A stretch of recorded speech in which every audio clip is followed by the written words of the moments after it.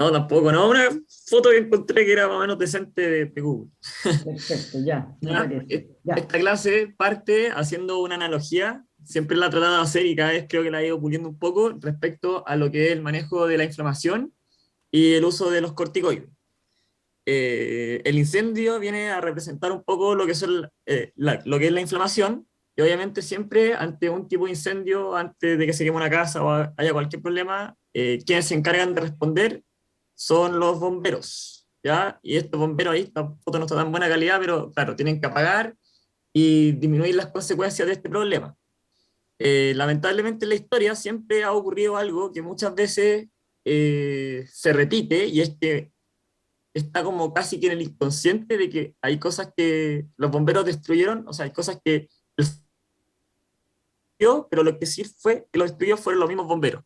Y esto tiene que ver con el hecho de que es súper importante cuando uno hace una labor de cuidado de casa, en este caso, hacerlo con extremada precaución para no dañar más de la cuenta. Y lo mismo pasa un poco con los corticoides de uso sistémico. Y esa es como la introducción, y siempre en esta clase ocupo este contexto del fuego y de los bomberos que tienen que apagar, pero obviamente tienen que apagarlo con cuidado porque si no el daño se magnifica.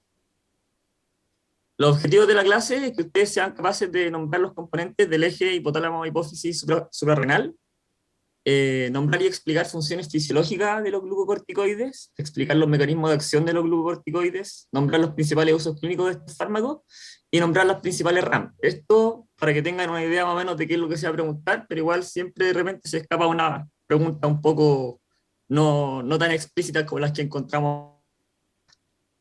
¿Cuál era el título? Glucocorticoides o antiinflamatorios esteroidales.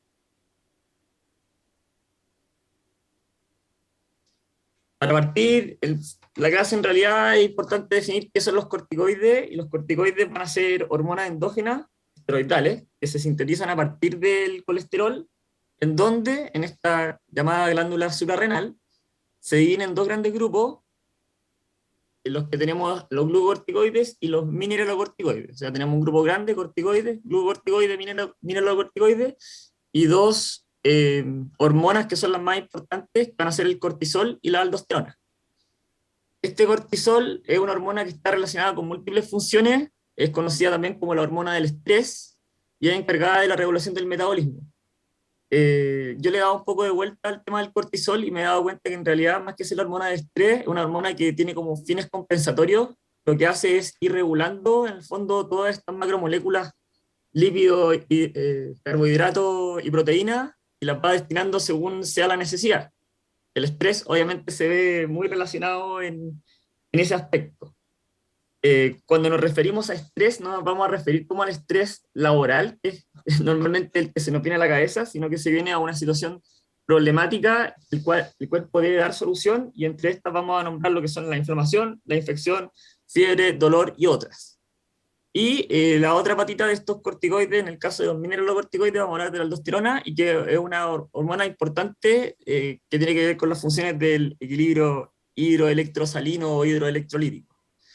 Estas dos hormonas tienen un origen bastante similar y de hecho tienen una estructura que es muy parecida. Y es importante mencionar que ambas actúan sobre receptores relativamente específicos, acá nombrados GR y MR, pero debido a a la similitud estructural de esta hormona, es posible que estas hagan efectos en los receptores de la hormona contraria.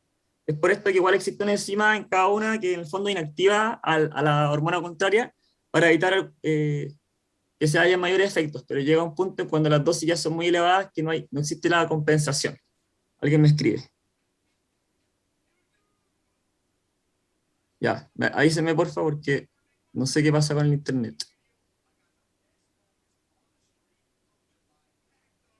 Lo de los receptores en el fondo es que en el fondo tenemos un receptor para glucocorticoides, un receptor para mineralocorticoides. El cortisol actúa en el de glucocorticoides y la aldosterona en el de mineralocorticoides. Pero como les explicaba, muchas veces son muy parecidos. Entonces, estas mismas sustancias pueden hacer efecto en el receptor contrario. Fisiológicamente igual existen enzimas que en el fondo hacen una pequeña conversión de la hormona contraria, es decir, en la cercanía del receptor de mineralocorticoides existe una enzima que va a inactivar a los glucocorticoides para que en el fondo no haga efecto, pero llega un punto en que puede ser que las concentraciones sean tan altas que haga efecto igual y no exista esa capacidad de compensación, pero eso es como para contárselo nomás, ¿ya? No es tan importante a lo largo de la clase, por lo menos no quiero que lo tengan tan presente. Y por lo general esto pasa para los glucocorticoides, ya que el cortisol es una hormona que se encuentra en mucha mayor cantidad o concentración que lo que pasa con la aldosterona. Eso, lo que estaba conversando acá, es desde el punto de vista fisiológico. Recordemos que son hormonas fisiológicas.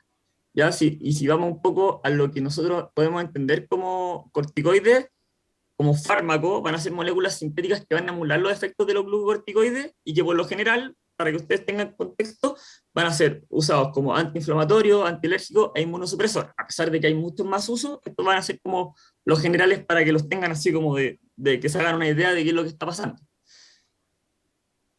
Estos glucocorticoides, vamos a partir con los glucocorticoides endógenos, y en el fondo tienen que tener en claro de que esto se rige en base a un ciclo circadiano que, bueno, se repite todos los días, que parte en la mañana con las mayores concentraciones de cortisol, baja, luego tiene un segundo pic aproximadamente a las 4 de la tarde para bajar, estabilizarse, y en la noche volver a subir de a poco.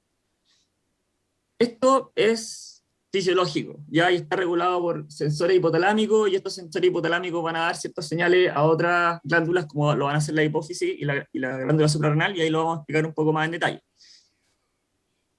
¿Por qué les muestro esto? Solamente para que tengan una idea y para que sepan que en el fondo fisiológicamente nosotros tenemos un ciclo y tenemos concentraciones que se relacionan incluso con las horas del día. Yo, de modo de ayuda, siempre lo pienso como que en el fondo el cortisol alto en las mañanas viene a ser una representación de que la parte más estresante del día va a ser la salida de la cama. En el fondo ahí es donde más energía necesitamos una mayor redistribución del flujo o sea, de estas macromoléculas para poder activarnos y levantarnos de la cama, y después tenemos este segundo pic que viene a ser un poco, también creo, no quiero que se queden que esto sea así, pero simplemente sirve como para ayudarse un poco y orientarse, y es que ese como pérdida de energía que uno tiene después del almuerzo, entonces después ahí el organismo nos compensa y nos permite seguir desarrollándonos en el día a día. Es importante esto también porque hay que tener en cuenta que los corticoides, muchos de sus usos, tienen que ver con compensaciones asociadas a lo que son la insuficiencia suprarrenal, que es cuando el cuerpo, o sea, la glándula no es capaz de producir las necesidades metabólicas mínimas del cuerpo, y hay que entregar estos corticoides sintéticos. Y estos corticoides sintéticos en el fondo siempre se van a entregar en la mañana tratando de emular las concentraciones fisiológicas. Acá los que les comentaba respecto a cómo se regula este ciclo, tenemos el hipotálamo, la hipófisis y la corteza adrenal, y esto es simplemente un circuito de retroalimentación negativa en el cual el hipotálamo va a ser el encargado de censar los niveles de cortisol sanguíneo, y estos niveles de cortisol sanguíneo, en caso de que estén bajos, van a estimular la liberación de CRH, y acá es como un proceso burocrático, porque en realidad lo que hace el hipotálamo es estimular la hipófisis para que la hipófisis estimule la corteza y así se libera el cortisol, y una vez que aumenta el cortisol, obviamente el hipotálamo entiende o sensa de que no es necesario seguir estimulando a la hipófisis, por lo tanto se tiende a mantener las concentraciones, ¿ya? Pero siempre es importante tener en claro que esto funciona desde el punto de vista fisiológico, o sea, fisiológicamente como súper como regulado, en una persona sana, vamos a decir. Eso, se me olvidó la otra patita que iba a decir de esta parte.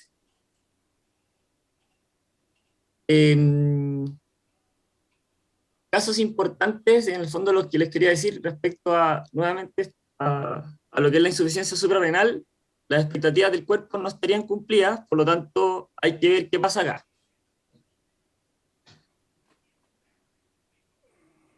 ¿Cómo se manifiesta esta insuficiencia suprarrenal? En el fondo es cuando el cuerpo no tiene la capacidad de producir el cortisol, y esta incapacidad de producir el cortisol puede ser por diferentes mecanismos. Puede ser por mecanismos que son directamente de la producción de hormona de la glándula, que puede ser por problemas autoinmunes, incluso se asocia a VIH más causas, o cuando el ciclo se afecta en una parte como superior, que podría hacer pensar que existe algún trastorno de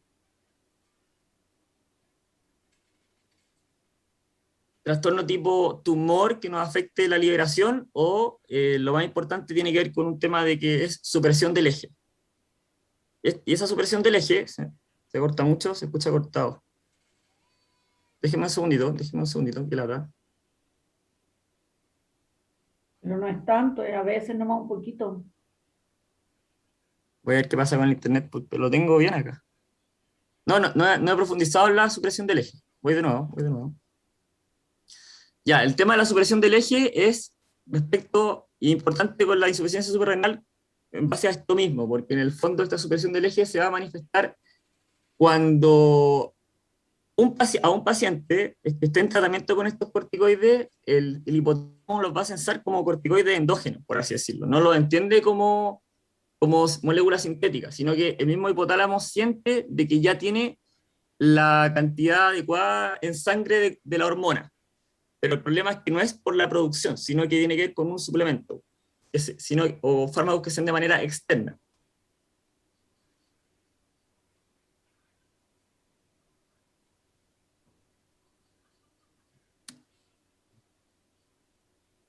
El tema es que esta supresión del eje lo que va a causar va a ser que el hipotálamo no va a estar estimulando de manera constante a la glándula suprarrenal, y esta glándula suprarrenal en algún momento, de a poco, a medida que esto vaya pasando en el tiempo, se va a ir atrofiando y va a perder la capacidad de producir el cortisol que se demanda habitualmente. De alguna forma, lo que va a pasar es que se va a estar mal acostumbrando desde el punto de vista de la exigencia a la glándula suprarrenal. Y lo más importante respecto a esto es pensar en el retiro brusco del fármaco. Siempre el retiro de estos fármacos debe ser de manera paulatina para permitir que este circuito, este eje, sea restablecido de manera paulatina.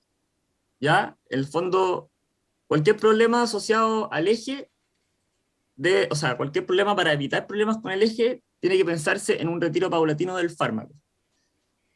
Y se los dejo porque en el fondo mucho del uso de este fármaco tiene que ver con condiciones endocrinas en las cuales falla y hay que entregar terapias como de suplementación. Pregúntenme porque puede ser que me haya enredado un poco en dar la explicación. Mecanismos de acción de estos fármacos. Hay dos mecanismos de acción principales. Uno va a ser genómico, lento, y uno no genómico, que va a ser rápido. Vamos a conversar primero respecto al genómico. Este mecanismo genómico en el fondo tiene como finalidad la expresión o supresión de la expresión de determinadas proteínas. Le voy a contar un poco la vuelta larga. En el fondo tienen que tener en claro que el corticoide va a estar acá representado con la letra G. La CDG en el fondo es una manifestación de cómo este corticoide viaja en la sangre. Una vez que entra a la sangre, o sea, que viaja por la sangre, entra a la célula y se une a este GR, en este caso aparece con la R, que es un complejo. Ustedes pueden ver cómo se une. Acá después aparecen unas histonas, pero no es interesante, y no, ya da la vuelta extremadamente larga.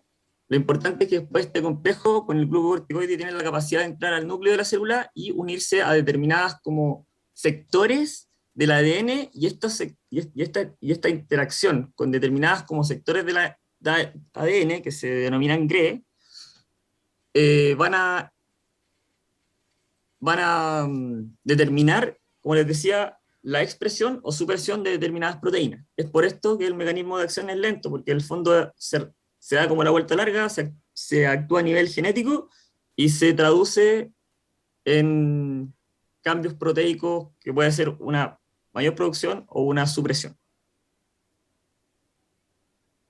Este mecanismo de acción genómico tiene consecuencias. La primera consecuencia, en el fondo, vamos a hablar de la inducción, y que se va a inducir la anexina 1, que no sé si les suena, es una molécula que hemos conversado. La CDG es la proteína transportadora, ¿ya? Y el G en el gráfico va a ser el glucocorticoide, ¿ya? Simplemente es para mencionar cómo actúa, ¿ya? ¿Cómo se llama el complejo que forma? No, es un complejo, no tiene un nombre en específico, Cecilia. O sea, a lo mejor sí lo tiene, pero no es importante para efectos de esta clase.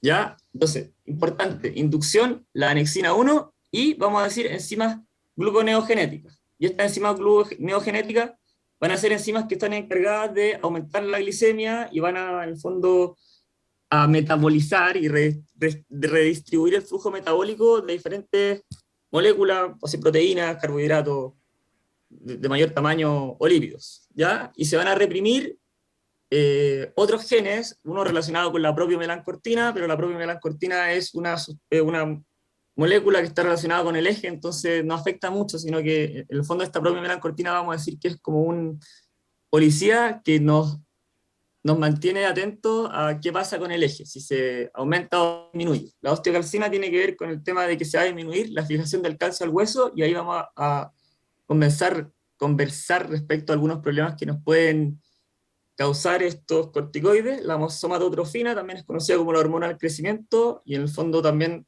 se va a ver reprimida, por lo tanto también pueden existir algún tipo de consecuencias en pacientes más jóvenes, y se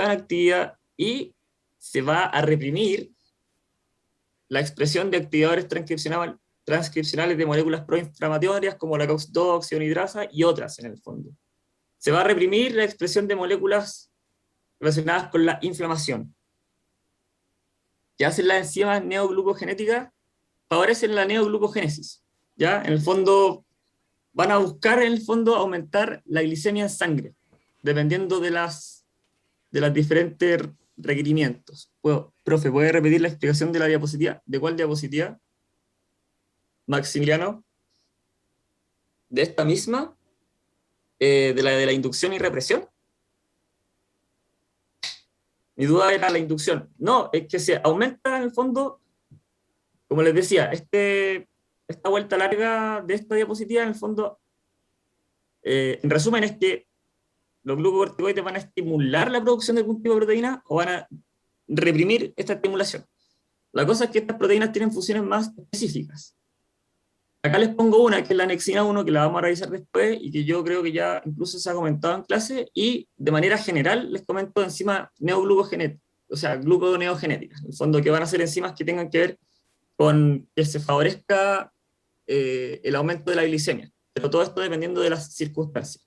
Y hay otras proteínas que se van a reprimir o van a eh, expresar en menor cantidad, y comenté algunas que son estas, la propia melancortina que está relacionada con el eje, la osteocalcina que tiene que ver con la fijación del calcio al hueso, la somatotrofina que como hormona del crecimiento, y de manera general, así como les comentaba, de hormonas neoglucogenéticas, les digo que son moléculas en el fondo proinflamatorias. Y ahí les pongo ejemplos de algunas moléculas que ustedes ya conocen y que hemos conversado, como la COX-2 o las metaloproteínas. ¿Bien ahí?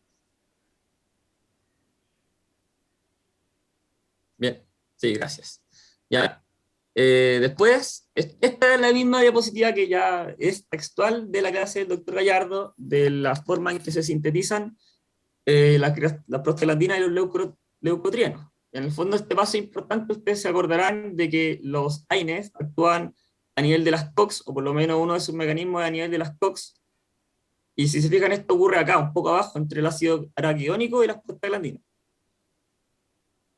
Los corticoides, dentro de su función, yo les decía que tiene que ver con la inducción de la anexina A1. Y acá le aparece que la fosfolipasa 2, que es la encargada de formar el ácido araquidónico a partir de los fosfolípidos de la membrana, es inhibida por la anexina. Por lo tanto, la cadena metabólica se corta aquí arriba, se corta un poco más arriba de lo que lo hacen los AINE, ¿ya? Se corta a este nivel. Y eso es lo importante, y de por qué en el fondo estos corticoides cortarían la cadena tan arriba. Y en el fondo se explica también de por qué tienen efectos respecto a la inflamación y respecto también a situaciones que vamos a decir que son de alergias. Eso es el mecanismo de acción genómico. O sea, actividad a nivel del núcleo que va a favorecer la expresión de proteínas o va a reprimir. Y acá se lo aterrizo desde el punto de vista de dónde se actúa. O sea, esta fosfolipasa 2 no actúa, por lo tanto no vamos a tener nuestro sustrato de ácido araquidónico y no vamos a poder producir las prostaglandinas y los leucotrienes. Ahora, respecto al no genómico, en realidad es mucho más simple, porque son acciones que se van ejecutando, eh, vamos a decir, circunstancialmente.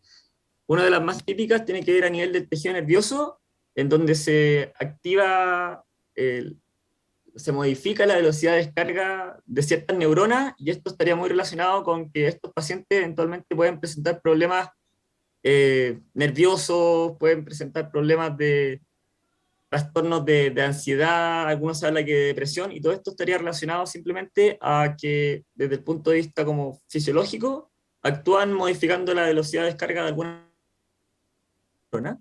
Ya un poco más directo respecto y reforzando a otras células, vamos a hablar del tejido linfocitario y el tejido hepático, que también tienen este receptor de glucocorticoide, porque siempre recuerden que es para que haya efecto farmacológico, es importante que haya un receptor afín con determinadas moléculas, y lo que va a pasar acá es con los linfocitos, va a inducir la apoptosis, y con los hepatocitos va a inhibir la apoptosis.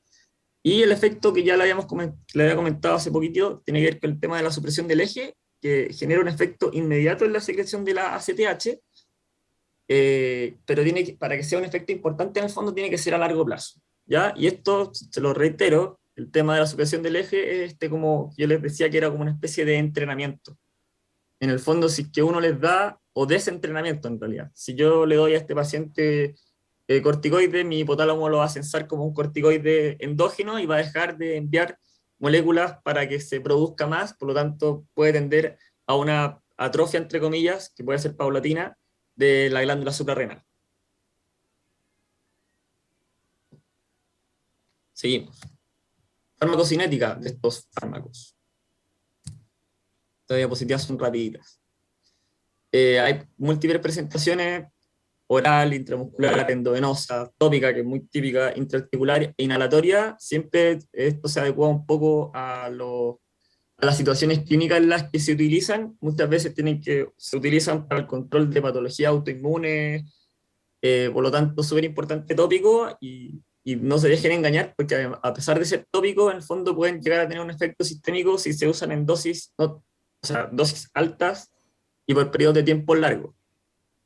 La absorción por vía oral es casi completa, la Tmax alcanza a los 90 minutos por vía oral, alta en una proteína plasmática. La distribución es amplia, pasa por barrera hematoencefálica y placenta. Esto no aplica, eso sí, para la hidrocortisona y la prednisona. Les dejo el volumen de distribución, y la eliminación es hepática. Ya, importante también entonces en este sentido, su uso concomitante con algún tipo de inductor o inhibidor enzimático.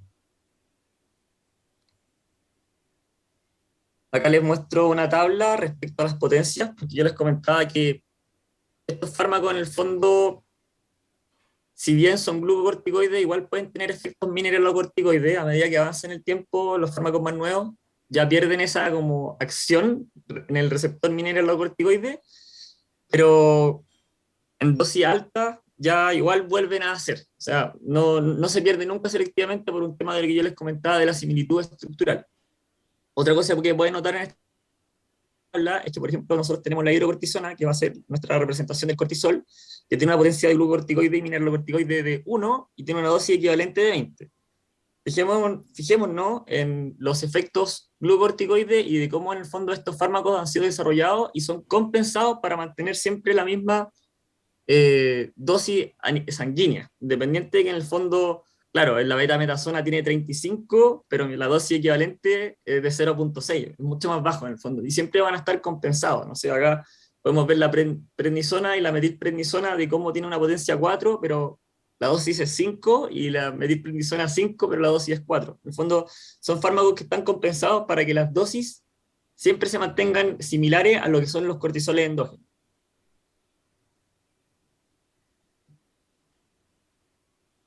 Acciones sistémicas. Les dejo ese personaje porque en verdad son muchas cosas que se pueden...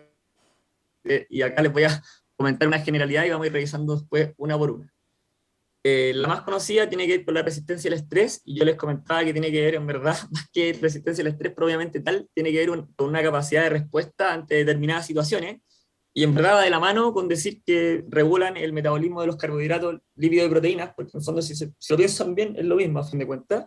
Equilibrio electrolítico, ya eso es pensando un poco más con los efectos mineralocorticoides, función cardiovascular, eh, se asemeja un poco a lo que le comentaba la doctora Pilicera antes, que es súper, van de la mano siempre todo lo cardiovascular y lo renal, siempre va de la mano, el sistema inmune, que es como lo más importante, función renal, función muscular, regulación endocrina y acciones en el sistema nervioso central, como les comentaba, con esta velocidad de descarga de algunas neuronas.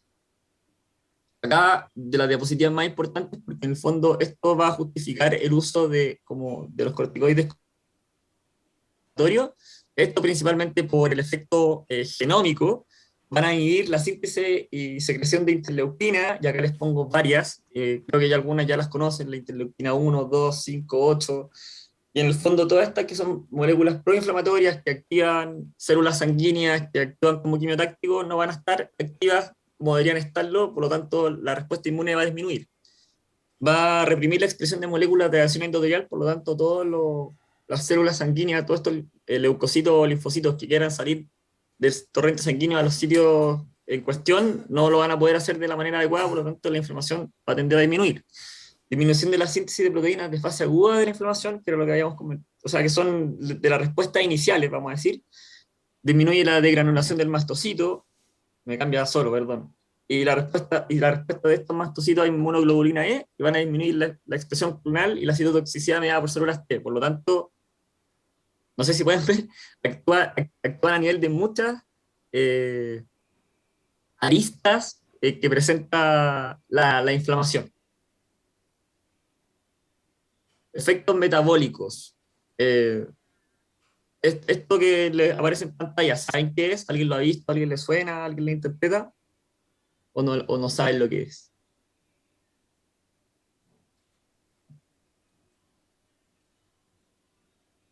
Un hemoglucotest, ¿no? Un hemoglucotest. Hemoglucotest Maximiliano Quintana, exactamente. Y ya pensando en lo que hemos conversado, ¿qué creen? ¿Por qué se los presento?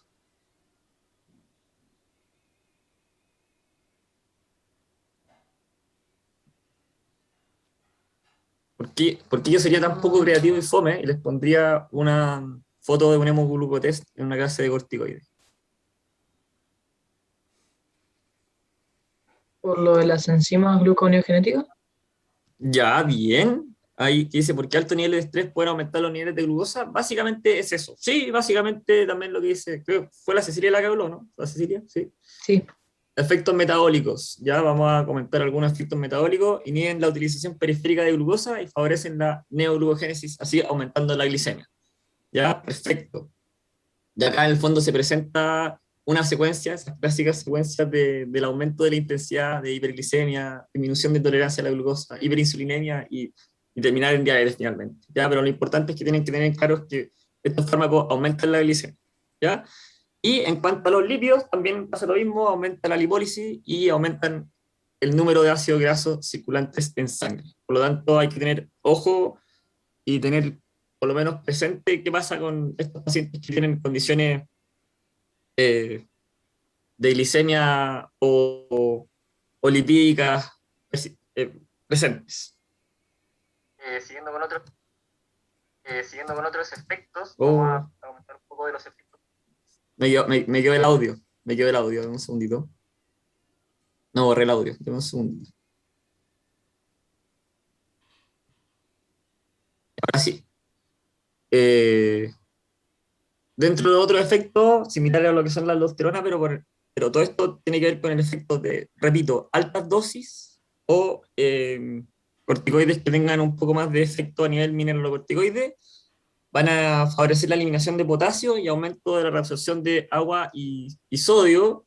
Eh, Vulgarmente y de manera más fácil de decir, es retención de líquido, se puede presentar en la cara, pero también muchas veces se puede presentar, y es más visible también en las extremidades. Efecto a nivel cardiovascular, también por lo mismo, van a aumentar la presión arterial, Pero por más de un mecanismo, porque va a existir una potenciación adrenérgica que vamos a comentar en un ratito, por el efecto mineralocorticoide, que en el fondo es lo mismo que estoy mencionando de efecto electrolítico, y aumento de proteínas hepáticas como lo es el angiotensinogen. En el fondo, en estos pacientes, lo que se debiese hacer, el deber ser, eh, nos sugiere que deberíamos tratar de influir y ayudar en el fondo a que estos pacientes mejoren un poco su alimentación y no solamente alimentación, sino que hagan un poco más de vida saludable y practiquen ejercicio diario. Metabolismo óseo tiene un efecto hipocalcemiante, van a bajar la absorción intestinal del calcio, la resorción renal del calcio. Esto indirectamente va a estimular a lo que es la paratormona y va a inhibir la actividad induciendo su apoptosis. ¿Ya? Es muy posible que estos pacientes desarrollen osteoporosis o riesgo de no tener el calcio suficiente en los huesos. En el cartílago van a favorecer la maduración de los condrocitos y el cierre prematuro del cartílago de crecimiento. Y esto, si se acuerdan, con lo que habíamos mencionado antes, de que había una represión en el fondo de la hormona del crecimiento, puede ser importante sobre todo en niños o pacientes muy jóvenes, y en el fondo el resultado me da risa porque es diferente de que no ocurra, de que a sexo le ocurra. ¿Ya? Que puede ser ventajoso o desventajoso según a quién le ocurra. Efecto a nivel del sistema nervioso central, muy variable entre los individuos. No hay como una patrón totalmente consensuado respecto a lo que ocurre, pero por lo general van a causar excitación, que se va a ver con insomnio, o sea, excitación, irritabilidad, y en mucha menor medida confusión y ya casi que no se ve, alucinación. Y como les digo, también como existe una gran variabilidad entre individuos, incluso hay gente, no sé si que les cause depresión directamente, pero puede causar estados de ánimo depresivo. A nivel gastrointestinal, esto ya lo mencionamos respecto a lo que son las prostaglandinas, van a tener los mismos efectos que ya se han conversado. Recuerden que la cadena se afecta, se corta la cadena, los efectos deberían ser casi los mismos, solamente que pasan un poco más arriba. Va a disminuir el moco gástrico, reduce la capacidad de cicatrización, puede causar úlcera gástrica por efecto mecánico. Ya eso también es importante y creo que de hecho es muy preguntable de que en el fondo no solamente el daño gástrico se causa por el efecto, sino que también desde el punto de vista mecánico. ¿Ya? Y en el fondo se van a causar problemas gastrointestinales. Hay que tener ojo ahí con esos pacientes. Efectos autonómicos tienen efecto de potenciadores adrenérgicos, inhibiendo la recaptación extraneuronal y van a inducir la síntesis de beta-2 receptores en el músculo liso bronquial, lo que justificaría su uso en rinitis alérgica y asma bronquial. Usos clínicos, endocrinos y no endocrinos. Y después vamos a hacer un apartado como breve respecto a lo odontológico. Desde el punto de vista endocrino, lejos lo más importante, en mi opinión, tiene que ver con el tema de insuficiencia adrenal o insuficiencia suprarrenal y que son fármacos de reemplazo. Acá en el fondo les pongo condiciones, sobre todo adrenales, que están relacionadas con el déficit de la producción de la hormona, por lo tanto la capacidad de respuesta del organismo ante el estrés se va a ver complicada, por lo tanto es importante que tengamos este suplemento y como son hormonas como encargadas con el metabolismo, muchas veces en condiciones donde la glándula tiroides se ve afectada, también es importante que estos pacientes estén en tratamiento.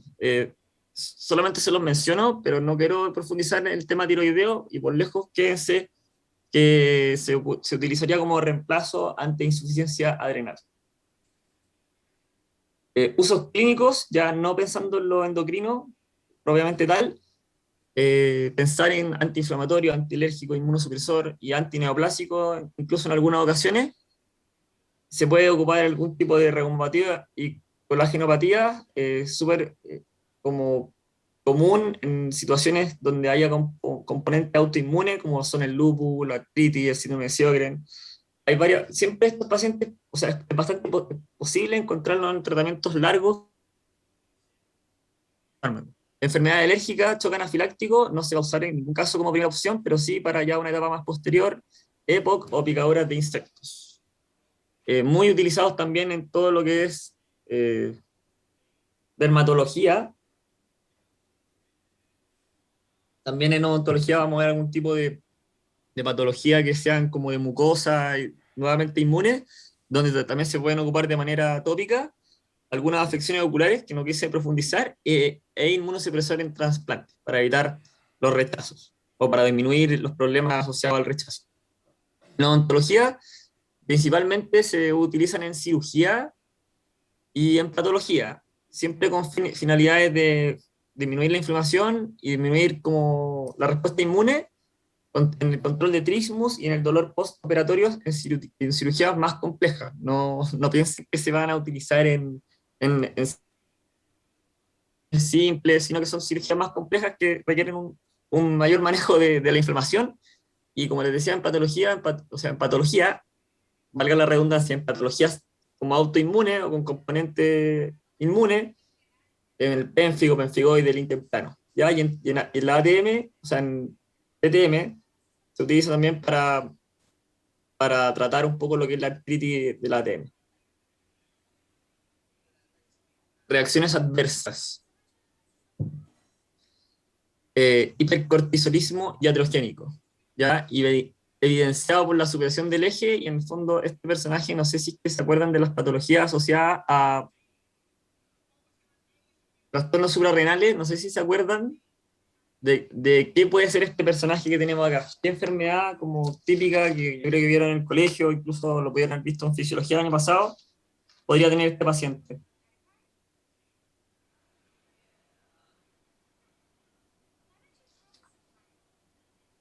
¿No se acuerdan? Enfermedad de Addison, enfermedad de Cushing.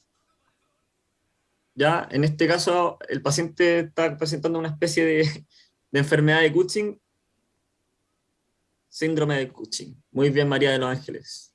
Muy bien. Ya, esto siempre evidenciado por la supresión del eje, eh, se va a presentar con esta fase característica: retención, estría, retención de líquido y estría, por nombrar algunas nomás para no profundizar tanto. Muy importante a tener en consideración es que estos pacientes, por tener disminuida como su respuesta inmune, van a tener tendencia a infecciones oportunistas y virales. Mucho ojo con eso, mucho ojo. Osteoporosis o riesgo de fractura por debilitamiento óseo, osteonecrosis mencionado también, disminución de la masa muscular, depresión, disforia, insomnio. Acá ya empiezan a aparecer muchas reacciones adversas, en el fondo. Trastornos digestivos, todo esto mencionado por el tema de las prostaglandinas, edema, ya lo mencioné, riesgo de hipertensión e insuficiencia cardíaca. También hay que recordar que estos fármacos también tienen una estructura súper similar a hormonas que tienen de caracteres sexuales secundarios, y en el fondo podemos ver en estos pacientes acné. O sea, el acné es como característico, y solamente me quedo en el acné, pero también se pueden ver estrías, hirsutismo, equimosis, trastornos reproductivos, y lo que le había mencionado más abajo, que es el retardo del crecimiento en niños. En el fondo hay muchas reacciones adversas, por eso lo que yo les mencionaba, en el fondo, claro, podemos tratar a estos pacientes que tienen inflamación o algún tipo de problema, pero hay que tener mucho ojo porque como actúan a nivel de células, se pueden generar muchos problemas en otro lado. Por lo tanto, siempre la clave y lo más importante, creo yo, de esta clase es que se deben ocupar por el menor tiempo posible y también por la menor dosis. Siempre dar la menor dosis por el menor tiempo posible. Obviamente son necesarios, pero hay que tener mucho ojo con todas las consecuencias que se pueden causar. Reacciones ya agudas, que no requieren tanto paso del tiempo, en la estimulación del sistema nervioso central, que era el tema de los cambios conductuales. Insuficiencia adrenal aguda por retiro brusco. Esto es lo como más grave y más importante en el fondo. Si estos pacientes están en el tratamiento, el retiro debe ser paulatino, no puede ser brusco, por el tema de que no se le estaría dando la oportunidad de recuperarse al eje para que produzca de manera normal la cantidad solicitada de cortisol. Y bueno, era en el fondo ya la explicación de balance autonómico por supresión del eje, incapacidad de suplir demandas de cortisol, que es lo mismo en el fondo, y también presenta de repente un síndrome de privación cuando se retiran bruscamente y los pacientes presentan astenia, anorexia, cefalea, mialgia. Hay que tener mucho ojo y súper importante en el fondo el retiro paulatino de estos fármacos cuando se utilizan. Locales por vía respiratoria, disfonía y candidiasis son las más comunes, y en altas dosis nuevamente la supresión del eje, insisto, no porque sea por local, local no se va a producir, siempre se produce, solamente que es súper importante considerar la dosis y el tiempo de utilización. Interacciones varias, atención como les mencionaba con los inhibidores, los inductores. Esto mismo además tiene un efecto inductor enzimático, tiene una potenciación con agonistas beta 2 adrenérgico por el tema de lo que les comentaba, de que se favorece receptores, o sea, receptores a nivel bronquial. Los AINES aumentan los efectos antiinflamatorios y reproducción péptica, y no se recomiendan como recetarlos juntos, porque como se mencionaba el tema del efecto techo, estos fármacos cortan la cadena más arriba, por lo tanto el AINE no vendría a aportar, al revés. Darlos junto con AINE aumentaría las reacciones adversas sin aportarnos en nada en lo terapéutico. Potenciación con antihistamínicos y en conjuntos con quinolona, que son unos antimicrobianos que vamos a revisar en clases venideras, el riesgo de fractura tendinosa. Contraindicaciones absolutas. ¿A quién no darle a estos pacientes? ¿A quién no, o sea, qué paciente no se le puede indicar? Epilépticos, psicosis o antecedentes de psicosis, en el fondo pacientes que tengan compromiso del sistema nervioso central, como esos, insuficiencia cardíaca congestiva grave, hipertensión arterial grave, tromboembolismo, infección sistémica con tuberculosis, micosis, cualquier en el fondo de infección, ahí más o menos latente, glaucoma, miastenia gravis o diabetes mellitus descompensada. Es importante que en estos pacientes, en el fondo, si que ustedes llegasen a necesitar recetarlo, porque de repente puede ser que sea el fármaco indicado, se maneje también con el médico, se informe al médico tratante para informar y tratar de, en el fondo de hacer un tratamiento mucho más holístico y no dejar de lado otras patitas, ya hacernos cargo en el fondo de este paciente tiene diabetes, yo le voy a dar un fármaco que favorece el aumento de la glicemia, mejor que el médico nos ayude y nos oriente un poco. Relativas, o sea, de repente puede estar un poco polémico algunas de las relativas, pero salen mencionadas, la úlcera péptica, que igual puede ser a fin de cuentas más o menos absoluta, si que tiene problemas gástricos, osteoporosis, lo del embarazo, es como ahí al límite, lo estuve leyendo y no hay tanta información, no hay tanta claridad al respecto, ¿ya? Pero no o sea, idealmente no recurrir a los glucocorticoides, en este caso. Y ya para ir cerrando, esto lo voy a leer un poco, recordar en el fondo que los glucocorticoides son antiinflamatorios altamente eficaces, o sea, son muy buenos fármacos en el sentido del control de la inflamación, y además que sirven para todo tipo de reacción alérgica y son efectivos inmunoreguladores, o sea, son los bomberos perfectos, son estos bomberos que nos vienen a controlar este incendio que es la inflamación. Pero no debemos olvidar que son importantes protectores endógenos ante la consecuencia de la respuesta inmune. En el fondo, no pensarlos como fármacos o sea, efectivamente se usan como para el control y para disminuir la intensidad de la respuesta inmune, pero en el fondo el rol es protectivo ante la respuesta inmune, que en el fondo puede ser descontrolada y si se descontrola puede generar problemas en diferentes órganos. Ya esto es como parecido un poco a lo que pasa con la periodontitis, que a fin de cuentas es la misma respuesta inmune la encargada de la destrucción del hueso. Su uso por más de 10 días genera atrofia de la glándula suprarrenal debido a que no hay secreción de ACTH. En el fondo, mucho ojo y que en el fondo tratamientos muy cortos van a generar una supresión. El tema es que esta supresión no se mantenga en el tiempo, porque en el fondo si es que pasan 3 días o uno hace un tratamiento por 7 días, va a haber una supresión, pero no va a ser por tanto tiempo, por lo tanto va a haber tiempo de compensación posteriormente. Una suspensión brusca podría causar una insuficiencia suprarrenal secundaria, que es el nombre de la que se afecta, de la insuficiencia suprarrenal en la cual hay afección a nivel central, debido a que la corteza no será capaz de suplir las necesidades metabólicas. ¿Ya? Súper importante esto del eje. Y ya para cerrar, en el fondo, considerar que solo dar si el beneficio supera el costo, y de repente eso es un poco, lavarse un poco las manos, porque esto se debiese ocupar como máxima para todo procedimiento, para toda receta. Tratamientos mayores a 10 días generarían supresión del eje, pero ojo que ya a 10 días se genera la supresión, pero no es tan importante. Lo importante es que hay que estar atento a eso y lo controlando. Mucha atención a dosis y tiempo de uso, y como les dije anteriormente, dar la menor dosis por el menor tiempo posible.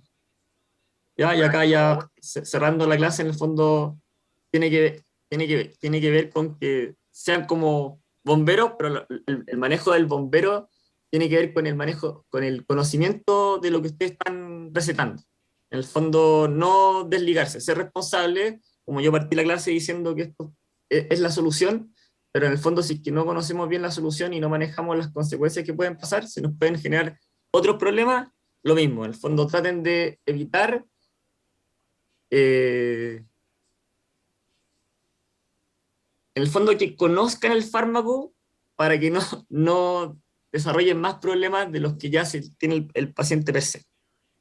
Y eso es mi presentación. Así que quedo dispuesto y abierto para preguntas, dudas o consultas.